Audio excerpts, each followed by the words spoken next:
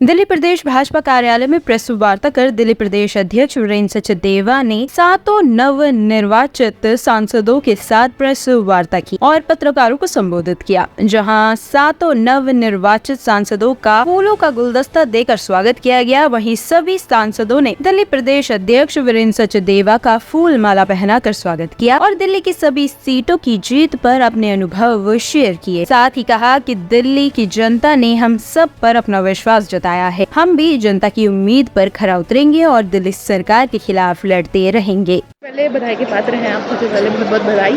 क्या कहेंगे, क्योंकि 7 सीटों पर दिल्ली पे बीजेपी जो है वो बहुमत से जीती है, क्या कहेंगे? दिल्ली की जनता ने प्रधानमंत्री जी की विकास को लेकर के और उनकी जन कल्याणकारी नीतियों को लेकर के भरपूर आशीर्वाद दिल्ली में बीजेपी को दिया। अगर बात करें जिस तरीके से आप लोग जनता जनार्दन के बीच में गए थे, जनता से आप लोगों ने अपील करी वोट की, क्या जो उन लोगों की समस्या है कि कितने समय में आप लोग उसको जल्द से जल्द ठीक करने की कोशिश करेंगे? ऐसा है, development is always a ongoing process और उसमें कभी कोई लिमिटेशन नहीं होती है।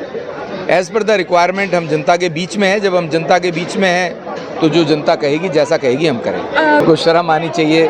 उनका पूरे गठबंधन में कोई प्रधानमंत्री बनने लायक व्यक्ति वो आज तक बता नहीं पाए, तो इतनी बड़ी बात कहते हैं वो। यूपी से खास तौर पे कह रहे हैं कि यूपी की जनता ने उनको साफ तौर पे दिखा दिया कि कैसे दिखा दिया जितनी यूपी में सीटें आई हैं उसमें कांग्रेस की कितनी सीटें आई हैं? कांग्रेस को तो ये कहने का अधिकार ही नहीं है।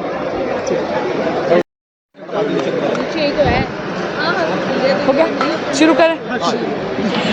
दिल्ली की जनता का मैं हृदय से आभार व्यक्त करती हूँ कि उन्होंने नई दिल्ली संसदीय क्षेत्र से भाजपा को चुना और दिल्ली के जनता के हम सब आजीवन ऋणी हैं कि उन्होंने तीसरी बार हैट्रिक कर 7 की 7 सीटें भाजपा की झोली में ली। मैं जानती हूँ कि मैं और मेरे साथ हम सभी 7 MP इलेक्ट प्रतिबद्ध है नरेंद्र मोदी जी के विकसित भारत के संकल्प को सिद्धि तक ले जाने के लिए और दिल्ली की जनता का सेवा करने के लिए। क्या लगता है 20 दिन के जिले आम आदमी पार्टी के अभी केजरीवाल चुनाव प्रचार में गतिविधि बढ़ गई थी और कहीं ना कहीं लगता है कहीं घासीदार स्वराज को पीछे हटाने की बात?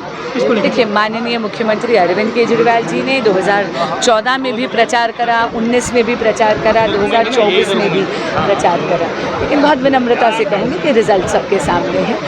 दिल्ली की जनता बहुत समझदार है। उन्होंने माननीय मुख्यमंत्री जी के बनावटी सहानुभूति के खेल में वो नहीं पड़े और 7 सीटें उन्होंने भाजपा की झोली में डाली। मैं आप लोकसभा क्षेत्र के किन मुद्दों को लोकसभा में उठाना चाहूँगी? इसके लिए वैसे तो मैं अलग से प्रेस वार्ता करूँगी क्योंकि 100 दिन का पूरा रोड मैप हमारा तैयार है, लेकिन 2 वचन जो मैंने चुनाव प्रचार में दिए थे उनको पहले 100 दिन में पूरा करने का पूरा प्रयास करूँगी। एक है सहयोग पोर्टल, एक वेब पोर्टल और एक मोबाइल एप्लीकेशन सरकारी कर्मचारियों के लिए, जहाँ पर वो एक अनाम तरीके से अपनी प्रॉब्लम्स रख सके और उनको समस्या का समाधान करने के लिए, उनकी पुरजोर आवाज़ बनने के लिए मैं संकल्पित हूँ।